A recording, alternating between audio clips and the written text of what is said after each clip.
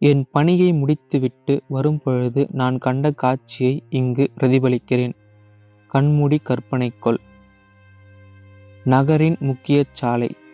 மாலைக்கும் இரவிற்கும் இடைப்பட்ட 8 மணி. ஓயாமல் வாகனங்கள் சென்று கொண்டே இருக்கின்றன.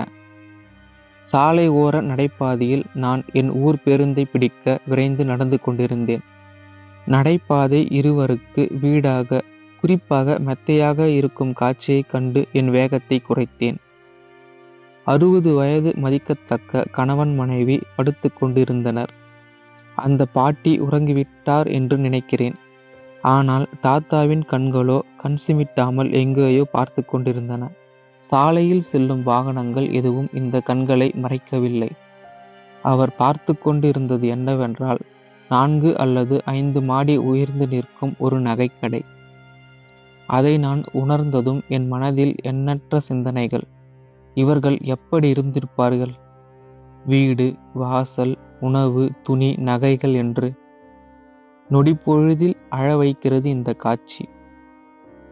நான் அவர்களை கடந்து செல்வதற்குள் மறுபக்கத்தில் இருந்த துணிக்கடை ஊழியர் இங்கு படுக்காதீர்கள் என்று சொல்லிக் கொண்டிருந்தார்.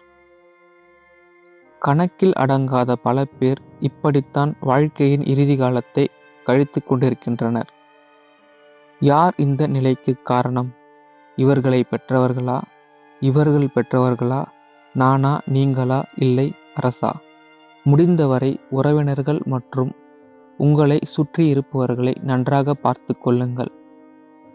நான் பேருந்து ஏறி வீட்டிற்கு வந்துவிட்டேன்.